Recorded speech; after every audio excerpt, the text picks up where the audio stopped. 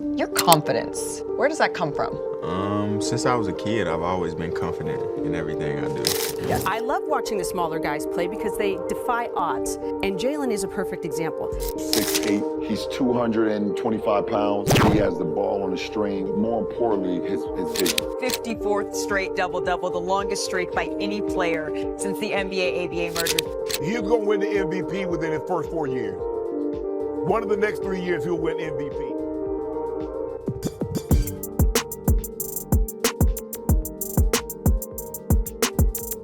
Now, I've finished my top 30 rankings in all positional groups in the NBA, and you know what that means. It is time to rank my top 50 players in the NBA for the 2024-2025 NBA season. This will be my second year doing this ranking, and I'm very excited to be dropping this for you guys today. It's very fun to come up with, and it's very challenging as well. These are ranked in order of the players that I want on my team from 50 to 1 next year. Not right now, not current day, what I think that they're going to be like at the end of next year's season. There's going to be no honorable mentions for this. If you watch all the positional group ranking videos, you can kind of get a gist on who was just left out of this, so let's just get right into it. So to start off at number 50, we got Jared Allen of the Cleveland Cavaliers. Jared Allen isn't a sexy player by any means. He's not going to flash you with his offensive game whatsoever, but he does the dirty work on the defensive end of the floor, and in my opinion, is one of the more underrated big man defenders in the NBA. He's had 3 full years in Cleveland now and has been one of the better value pickups trade-wise of the 2020s. He was just picked up for a first-round pick back in 2021 by the Cavs from the Brooklyn Nets in that multi-team trade that sent James Harden to the Brooklyn Nets. And over the last 3 years in Cleveland, Allen has been super reliable. 15.5 points, 10 rebounds, was an all-star in 2022, finished top 10 in Defensive Player of the Year voting last year, and is going to kickstart the top 50. Coming in at number 49, we have Desmond Bane of the Memphis Grizzlies. Desmond Bane is one of the best shooters in the NBA, and he has been incredible value for Memphis since they drafted him with the last pick in the first round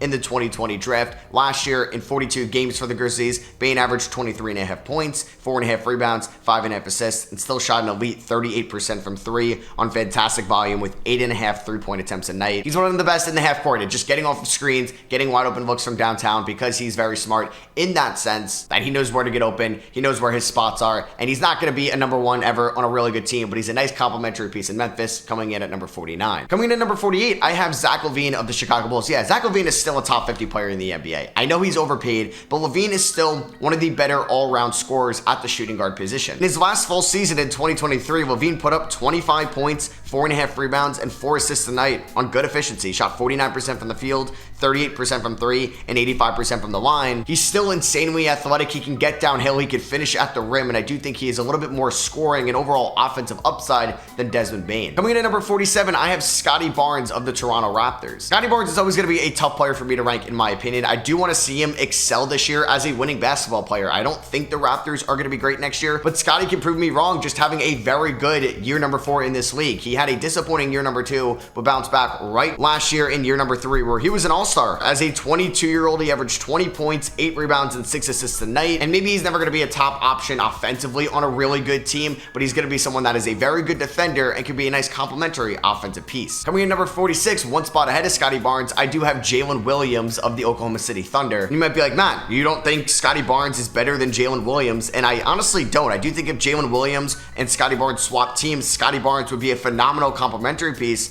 to Chet Holmgren and Shai Gilgeous-Alexander in Oklahoma City, but I do think that Jalen Williams has better number 1 upside than Scotty Barnes. Since he's entered the league, he has been one of the more efficient wings in all of basketball. Last year, as a 22-year-old, he shot 54% from the field, 43% from 3, 81% from the line, 19 points, 4.5 assists, and 4 rebounds a night. I think he's a very good playmaker. I think he's also an underrated defender, and he showed a lot of strides on that end of the floor from year number 1 to year number 2. I'm still very high on Jalen Williams. We'll probably never see him reach his fullest potential as a number 1 in Oklahoma City, obviously behind Shai Gilgeous-Alexander, but I do own a lot of J-Dub stock. Holiday of the Boston Celtics. I gotta have Drew in here. And I know Drew's gonna keep decreasing as an offensive option, and he may just average his career low in points per game next year, but he's still one of the best defenders in the league and has been for the last 4 years. So I gotta give Drew his respect. He showed up defensively in the playoffs last year and was a vital part to Boston winning the NBA Finals. And then again, he was a vital part to Team USA play winning gold in the Summer Olympics. Drew is going to do the dirty work. He's going to guard other teams' best offensive player, and he's going to be an elite three-point shooter as well. Last 4 years, he's been on all defensive first team twice, all defensive second team twice, and he's also shot 40% from three over the last 4 years on 5 attempts a night. Drew is an elite 3-and-D guard in this league, and I gotta have him in the top 50 until we see him notably regress. Coming in at number 44, I have Mikal Bridges of the New York Knicks, the new New York Knick from this offseason. I do think Mikal Bridges is going to thrive in this complementary role in New York, no longer being the number 1 option he was in Brooklyn. He's gonna go to the number 3, number 4 option in New York, and I think we're gonna see him revert back to what he was defensively in 2022, where he finished on all defensive first team, finished runner-up to Marcus Smart in Defensive Player of the Year voting, and just continue to be an elite three-point shooter as well, a good mid-range shooter, and a nice complementary piece to Jalen Brunson, his Nova buddy in New York. Let's stay in New York, and we're going to talk about OG Anunoby as well, coming in here at number 43. Now, I should have mentioned this for Mikal Bridges, but he's an Ironman. He plays every single game. OG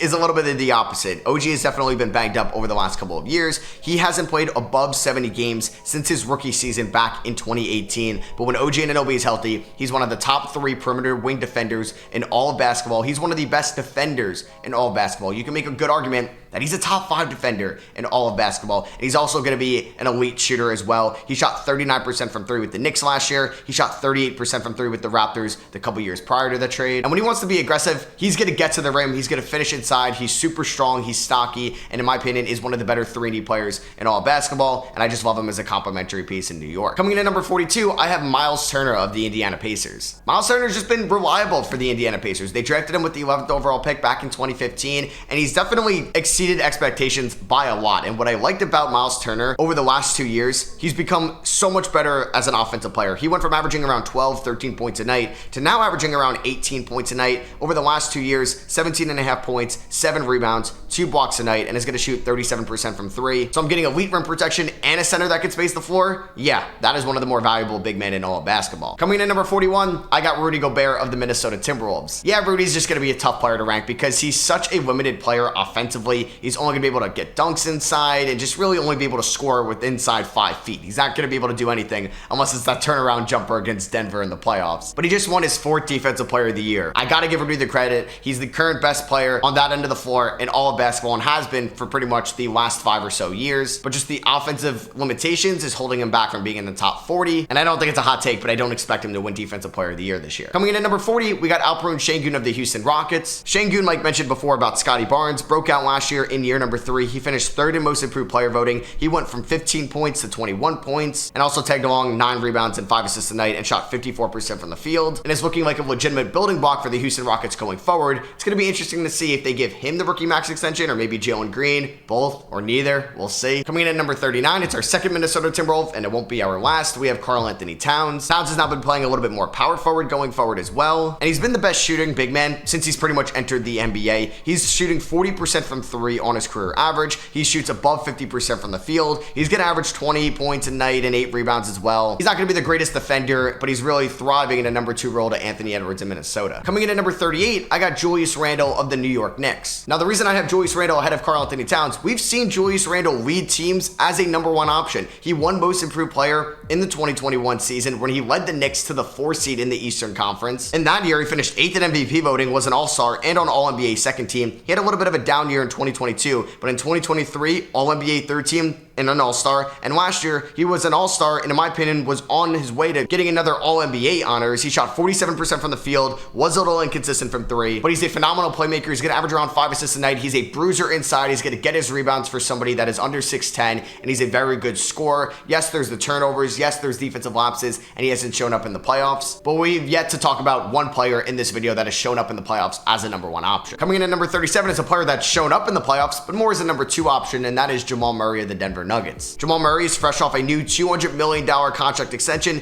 Had a little bit of a down year last year, you could say, in the regular season. He appeared in 59 games, another banged up year for him. He's yet to play above 70 games since the 2019 season. He did average 21 points, 6.5 assists, and 4 rebounds a night, was super efficient in the regular season, but in the playoffs, he wasn't what he was in 2023. He was inconsistent against the Lakers in round number 1, and was pretty bad against the Timberwolves in round number 2. And in some disappointing Olympic play for him for Team Canada this summer. It's definitely going to be a player to watch in the 2025 season. Coming in at number 36, I got Derek White, the second Boston Celtic we're going to mention. He's coming off a year where he averaged 15 points, 4 rebounds, and 5 assists a night, shot 46% from the field, 40% from 3, and 90% from the line, and he's just like Drew Holiday in that backcourt. He's an elite defender, second straight year being on all defensive second team as a guard. He finished 8th in Defensive Player of the Year voting. There's a reason why he was selected to Team USA this summer, because of his winning style of play, and he showed that on the biggest stage in the NBA Finals, playing great against the Dallas Mavericks, and he's going to be the first shooting guard we've mentioned since the start of this. Coming in at number 35, I got Jaren Jackson Jr. of the Memphis Grizzlies, another Defensive Player of the Year winner we're going to talk about. He won that award in the 2023 season, led the NBA in blocks with 3 a night, also had 18.5 points, 7 rebounds, shot 36% from 3, and was an all-star as well. Last year, the scoring went up with Ja Morant out. The efficiency wasn't great though. He did shoot 44% from the field, 32% from 3, was disappointing as a rebounder, and averaged half the blocks per night as he did in his Defensive Player of the Year season. But I do think when he's healthy and playing with Ja Morant, it can enhance him a ton, and he's going to be one of the better two-way players at the power forward position next year. Coming in at number 34, we're going to stay on the power forward position, and we're going to talk about Lauri Markkanen in Utah. Markkanen also got a big contract extension this offseason, so he's going to be with the Utah Jazz at least throughout this year. He can't get traded until the 2025 offseason, and he's been great as a power forward since he got traded to the Utah Jazz in the Donovan Mitchell trade. Over the last 2 years, 24.5 points, 8.5 rebounds, 2 assists a night, also shooting 49% from the field, 40% from 3, and was an all-star in 2023, won Most Improved, and was still very good last year in 2024. But if Markkanen wants to be higher, I need to see him carry this Jazz team at least into playing tournament conversation. Coming in at number 33 is a player that has carried his team into the playing tournament before, although it has been in a few years. We just need him to stay healthy, and it's LaMelo Ball. LaMelo is still just 23 years old in this league. He's incredibly young. He's going into year number 5. Last year, he was so good after the Rocky start before he ended up getting hurt. He finished the year with 24 points, 8 assists, 5 rebounds a night, shot 36% from 3 on 9 attempts a night. He's been an elite 3-point shooter since he's entered the league. I think he still has very high upside on the defensive end of the floor. He's a phenomenal playmaker, over 8 assists a night over the last 2 seasons. And yeah, it was 3 years ago. He was an all-star and led the Hornets to a playing tournament appearance. I'd like to see him fully healthy this year, because this could be one of the more exciting Hornets teams we have seen in quite some time. Coming in at number 32, I do have Chet Holmgren of the Oklahoma City Thunder. Yeah, so I do have about 8 spots between Chet Holmgren and Alperen Sengun. The reason is Holmgren maybe not as skilled offensively as Sengun is, but he's a better 3-point shooter. Shot 37% from 3 last year as a 21-year-old in his rookie season, but is also an elite defensive player as well. 2.3 blocks a night last year, anchored one of the better defensive teams in the NBA, finished runner-up to Wemby in Rookie of the Year voting, and if I'm going to get 37% from 3, 2 blocks a night, 16 points, 8 rebounds from my center, that was just 21 years old, the sky's the limit for Chet. Coming in at number 31, I do have Pascal Siakam, who spent last year with a new team in the Indiana Pacers. Siakam was traded in January last year, and in 41 games for Indiana, he averaged 21 points, 8 rebounds, and 4 assists a night. He shot 38% from 3, although just on 2.5 attempts a night. He's still a solid defender at the power forward position, and I think what we know from him in his career, he's going to be a very good number 2 option, not a number 1, and we saw that on display in the playoffs last year. Shot 54% from the field against the Bucks in round number 1, averaged 22 points, 20 points on 52% from the field in round number 2 against the Knicks, and then 23 points a night, 7.5 rebounds, 4.5 assists, shooting 55% from the field against the Celtics in the Eastern Conference Finals. I'd like to see him be a little bit more consistent from downtown, but elsewise, he's still going to be a top 30-ish player in the NBA. So to kick off the top 30, man, this league is very talented, and this player is getting older. I got Damian Lillard. Yeah, I'm a little bit lower on Damian Lillard this year. I still think he could be a top 30 player in this league for sure. He's coming off a season last year where he appeared in 73 games, averaged 24 points, 4.5 rebounds, and 7 assists a night, but the efficiency took a hit. I did not like what I saw on the defensive end of the floor, and with just Doc Rivers coaching him, I don't know. I just feel like it could just be a very similar season of what it was last year, which is still a very good player in this league, a top 30 player in my opinion, and a good number 2 to Giannis. Like, that's perfectly fine with him being your second best player on your team. Coming in at number 29 though, we're gonna stay at the point guard position, and I have De'Aaron Fox of the Sacramento Kings. De'Aaron Fox is 8 years younger than Damian Lillard. Last year, he put up 26.5 points,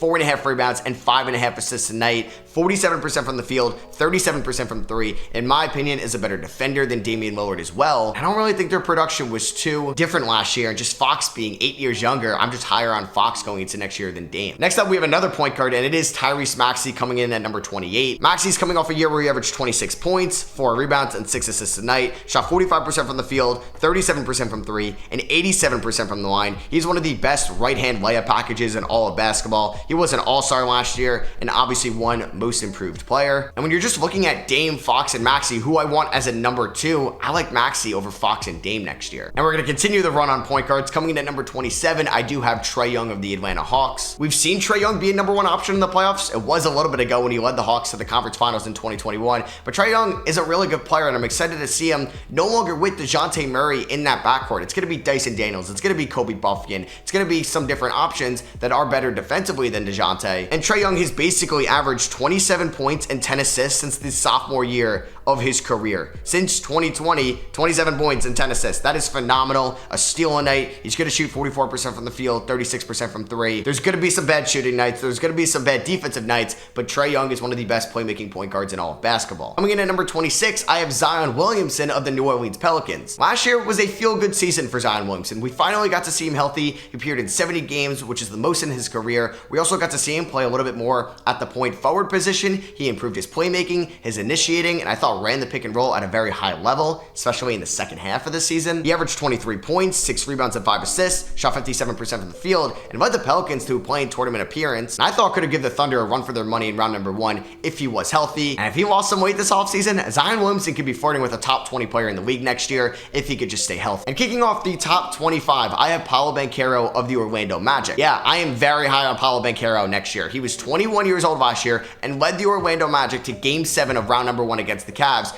in a series in which he put up 27 points, 8.5 rebounds, and 4 assists. He shot 45% from the field in that series and 40% from 3. I'd like to see him be a little bit more consistent with his outside shot throughout the regular season. He definitely needs to work on his free throws, but I saw the defensive progression last year. I saw the playmaking progression. I think Paolo Banchero is primed for a huge year 3. Coming in at number 24 is a player that got MVP votes last year, somehow got Defensive Player of the Year votes, even though I disagree with that. It's Domantas Sabonis of the Sacramento Kings. Sabonis will be 28 years old this season. He played in all 82 games last year, and he averaged 19 points, 14 rebounds, and 8 assists a night for the 6'10 big man. He also shot 59% from the field and 38% from 3. I'd like him to be a little bit more better on the defensive end of the floor, and at times I'd like him to be a little bit more consistent offensively in terms of just taking over games and coming through in the clutch in the fourth quarter. But Sabonis is as skilled as it gets at the big man position, and I think he deserves to be a top 25 player in the league. Ironically enough, one spot ahead of Sabonis, I do have the player he was traded with at that 2022 deadline, and that is Tyrese Halliburton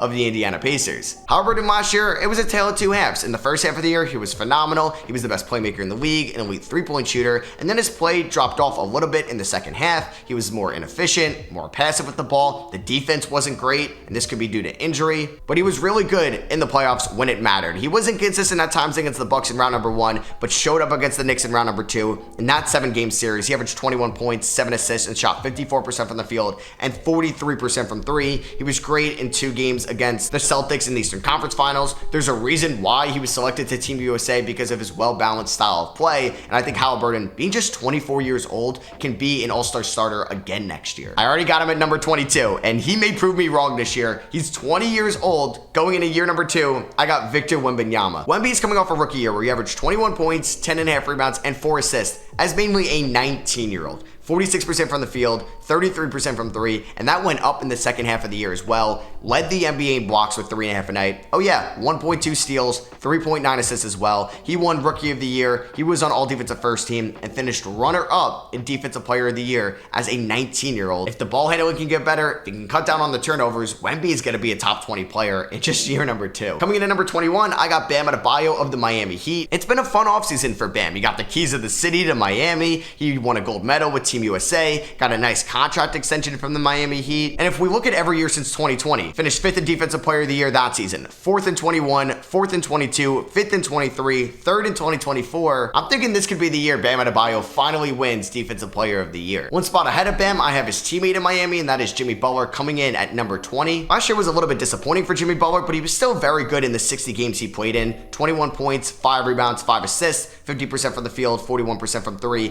86% from the line, and it's still going to give you above average defense on that end of the floor. It was just disappointing because they made it to the finals in 2023. He was banged up in 2024. didn't make it to an All-Star game, wasn't on an All-NBA team, and the Miami Heat got bounced in round number 1, and Jimmy got hurt in the play-in tournament against the Sixers. And this is definitely going to be a year to watch Jimmy Butler because he has a player option at the end of this year. I'm interested to see if he's a Miami Heat going into next year's season. Coming in at number 19 is the new Philadelphia 76er, the biggest free agency change we saw this offseason, Paul George. George is coming off his age 34 season where he played 74 games, averaged 22.5 points. He was an all-star in the Western Conference, was still an elite three-point shooter, and I'm very excited to see him as a complementary piece to Joel Embiid in Philadelphia. The Sixers are going to have 3 top 50 players next year for the first time in a little bit. Coming in at number 18 was a great number 2 option last year. He was a number 2 option on a team that won a conference finals, and that's Kyrie Irving of the Dallas Mavericks. Kyrie just appeared in 58 games last year. He was banged up a little bit, but he averaged 25.5 points and 5 assists, shooting 50% from the field, 41% from 3, and 90% from the line. He was as efficient as it gets last year, and he was doing all that as a 31-year-old. And I'm going to get one of the better complementary scorers in the half court next to Luka Doncic, and I don't think he's going to regress by any means. I'm confident that Kyrie will be a top 20 player again next year. Coming in at number 17, it's weird to say that I have the finals MVP here, and it's Jaylen Brown. I think Jaylen Brown is a perfect number 2 option. I don't know if he could lead a team to an NBA title as a number 1 option. Last year, he averaged 23 points, 5.5 rebounds, 3.5 assists. He shot 50% from the field and 35% from 3. But what I love about Jaylen Brown's game is the defensive style of play. He's someone that can guard you on the perimeter, in the post. He's also going to be able to run in transition. He can play make a little bit. He's a great number 2 to Tatum as a number 1 in Boston. Coming in at number 16, I have Donovan Mitchell. Now, I do think that Jaylen Brown is a better defensive player than Donovan Mitchell.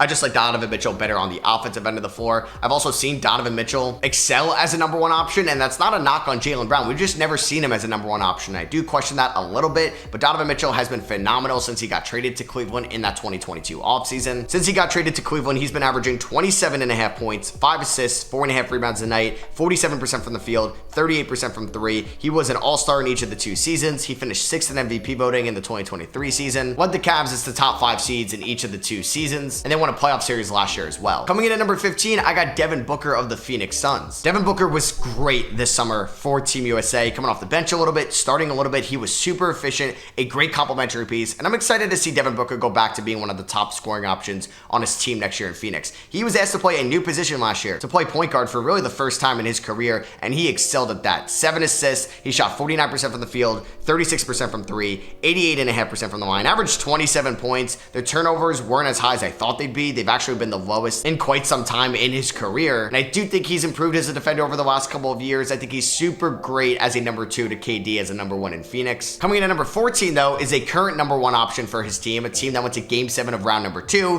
He got MVP votes last year, and that is Jalen Brunson of the New York Knicks. Brunson's going to be going into his age 28 season. He's coming off an elite season for the New York Knicks. He was phenomenal for them in year number 1 in 2023, leading them to round number 2 when they lost to Miami in the conference semifinals. And last year, he was even better. He went from 24 points in 23 to 29 points basically in 2024. He averaged 6.7 assists, 3.5 rebounds. He shot 40% from 3 on 7 attempts a night, also 48% from the field, 85% from the line. He is super efficient. 5th in MVP voting, All-NBA second team, was an All-Star, 5th in most improved player voting, 5th in clutch player of the year voting, and Jalen Brunson is a legitimate MVP candidate going into his 3rd year in New York. This is going to be a hot take coming in at number 13 because he only appeared in 9 games last year, but if you watch the point guard ranking video, I had him 1 spot ahead of Jalen Brunson, and that is Ja Morant of the Memphis Grizzlies. Yeah, I do think that Ja Morant is going to be the 13th best player in the NBA next year when we see him fully healthy and no longer suspended at all either. If you look at his last 2 full seasons, 2022 and 2023, he averaged 27 points, 7.5 assists, 6 rebounds a night. He was a good defender, shot 48% from the field, and led the Grizzlies to multiple playoff appearances. Round number 2 in the 2022 playoffs when they lost to Golden State, and then in 2023, although they did get upsetted by the LA Lakers as a 7th seed, they were a 2 seed. They were one of the better teams in the Western Conference, and I'm excited to see the Grizzlies be back next year. Ja Morant out there fully, and that's going to make Desmond Bane and Jaren Jackson much better as well. This is where it gets really tough. Coming in at number 12, I have Anthony Edwards of the Minnesota Timberwolves. Yeah, I think we just need to slow down the hype a little bit on Anthony Edwards. He's 23 years old, and yes, you can make a very good argument he's a top 10 player in the NBA, but when I was mapping this out, I think this was an insane tier ahead of Anthony Edwards. He's coming off a year where he averaged 26 points, 5 rebounds, and 5 assists a night. He was an all-star. He was on All-NBA second team, finished 7th in MVP voting, swept Kevin Durant and the Phoenix Suns in round number 1, ended up beating the reigning champion Denver Nuggets in round number 2 in 7 games, and was still solid against the Dallas Mavericks in the Western Conference Finals as well, was good for Team USA in the Olympics this past summer. I do think the ceiling for Ant this year is probably being around the 5th best player in the NBA. This tier is just so tough though. His coming one spot ahead of Anthony Edwards at number 11 is someone that I think is just as good offensively, maybe not as much as a 3-level scorer, but is someone that has been super reliable and is a lot better on the defensive end of the floor, and that is Anthony Davis. AD is coming off a year, 76 games played, 25 points, 12.5 rebounds, 3.5 assists a night, shot 55% from the field, also tagged on 1.2 steals, 2.3 blocks, was on all defensive first team and all NBA second team. That is someone that could do both for you. He was an all-star, finished 4th in Defensive Player of the Year voting, and in my opinion, is still a borderline top 10 player in the league. So to kick off the top 10, it's the last year I'm doing this. It's the last year I'm believing in you, Kawhi. Yeah, it's Kawhi Leonard of the LA Clippers. Kawhi last year appeared in 68 games, and he was so good in those 68 games. We finally got to see him be relatively healthy in the regular season, and then he got hurt in the playoffs. He withdrew from Team USA this summer. Hopefully it wasn't because of a serious injury. He averaged 24 points, 6 rebounds, and 3.5 assists on just elite shooting, 52% from the field, 41% from 3, 89% from the line. And it has been quite some time since we saw him win Finals MVP with the Raptors in 2019. I'm just going to always give Kawhi the benefit of the doubt. But like I said, it's the last year I'm considering him as a top 10 player, unless he can really impress me with the Clippers this year, who no longer have Paul George. Coming in at number 9, I have someone that's going to be 40 years old in December. Yeah, LeBron is still a top 10 player in the NBA. As a 39-year-old, he's the GOAT, man. This is insane, something we have never seen before. Last year in his age 39 season, 26 points, 7 rebounds, 8 assists a night, and had the best 3-point shooting season of his career. He shot 41% from 3 on 5 attempts a night. He shot 54% from the field, led the Lakers to the playoffs. He was an all-star on All-NBA team again. Yeah, I'm just gonna have LeBron top 10 in the league until he retires. Coming one spot ahead of LeBron at number 8, I have Jason Tatum of the Boston Celtics, who just won an NBA title. That's the 4th Boston Celtic in the top 50, and if Kristaps Porzingis was healthy next year, he would have been in the top 50 as well. And Tatum is coming off a year where he averaged 27 points, 8 rebounds, and 5 assists, and he was phenomenal. He was on All-NBA first team. He's a lot better as a defender than LeBron is. He was an all-star. He finished 6th in MVP voting. The one thing I'm concerned about Tatum, does he have that second gear? He didn't win Finals MVP. He was a little bit disappointing offensively he was definitely disappointing with his outside shot throughout the whole playoffs, and with Team USA, there was games where he didn't play whatsoever. The thing I'm going to give Tatum some credit for, he has really developed and adapted to being an elite defender. He played an elite defensive center spot in the playoffs for the Boston Celtics at times. He's a phenomenal playmaker. He's a good inside scorer. He just has so much of a higher ceiling that I still think he has room to improve on. Coming in at number 7, I have Steph Curry of the Golden State Warriors. Yeah, I just still love watching Steph play, man. 36 years old, had one of the greatest Olympic performances we have ever seen in that gold medal game against France, took over the game with his outside shot late in the 4th quarter, 26.5 points, 4.5 rebounds, 5 assists, and shot 41% from 3 on 11.5 attempts a night last year as a 36-year-old. Yeah, the Warriors aren't the best team in the world, but I do think that they're going to surprise some people this year. I'm still very high on Steph Curry to being a top 5-ish player in the NBA going into year number 16. One spot ahead of Steph Curry is a player that he won a gold medal with Team USA. They were teammates before, and that is Kevin Durant. KD is still going strong, man. Last year in year number 16, he averaged 27 points, 6.5 rebounds, 5 assists a night, shot 52% from the field, 41% from 3, 85% from the line. This dude is arguably the best offensive player of all time as a pure scorer. I hope we see him healthy going into his age 36 season, and if so, I could see him leading the Suns to being a top 4 team in the Western Conference. So to kick off the top 5, I actually think this should be a consensus top 5, and if you have a different top 5, I'd love to know what it is in the comments below. So at number 5, I have Shai Gilgeous-Alexander of the Oklahoma City Thunder, the runner-up in MVP voting last year. Shai averaged 30 points, 5.5 rebounds, and 6 assists a night. He shot 53% from the field, led the Oklahoma City Thunder as the youngest 1 seed ever, led them to being the youngest team to ever win a playoff series,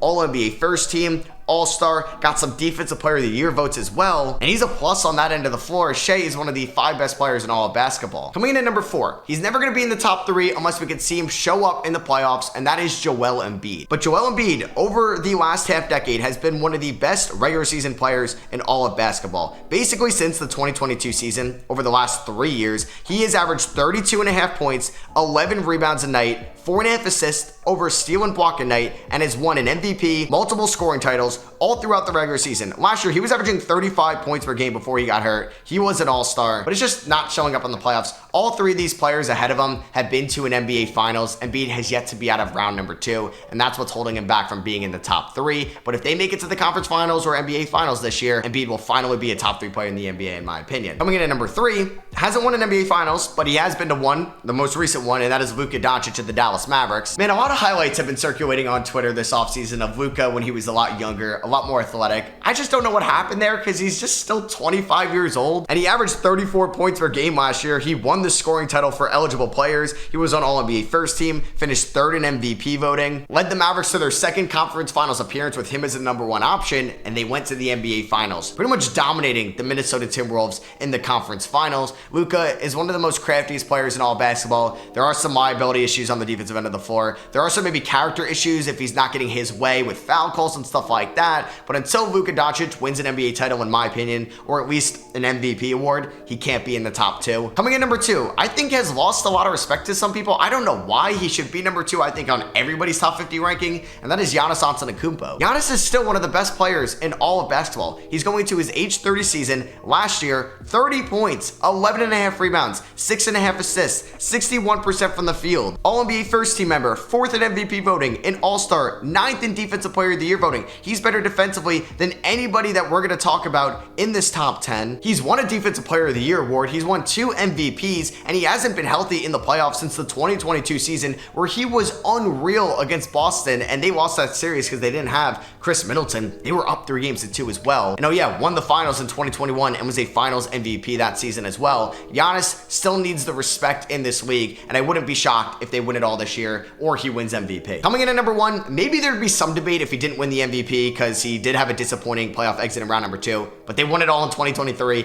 He was the finals MVP. It's Nikola Jokic. Jokic is on one of the craziest runs we have seen in arguably NBA history. He's won 3 out of the last 4 MVPs, and he finished runner-up in 2023 as well. He averaged 26.5 points, 12.5 rebounds, 9 assists last year as a center, 58% from the field, 36% from 3. Like I said, it was a little bit of a disappointing playoff exit against Minnesota in round number 2. He was inconsistent at times, but still put up 29 points, 11 rebounds, and 8 assists in that series. I do think it should be pretty consensus that Nikola Jokic is still the best player in all of basketball. He's coming in at number 1 in my 2025 season top 50 ranking. So that is gonna be for me. I hope you guys did enjoy. If you watched it to the end, I would really appreciate if you drop a thumbs up. Like I said, let me know in the comments what you agree with, disagree with. Let me know what your top 5 is, if it is different. And obviously these are insanely tough to do. You're gonna disagree with this. There might be a ranking that you're just like, wow, why'd you do that? Let me know in the comments, but hey, I'd love to hear maybe your top 50 ranking as well. It's not easy to do, but either way, I hope you guys did enjoy the video. Make sure you check out Underdog Fantasy. Use code SROS, SROS. I'll catch you guys in the next one.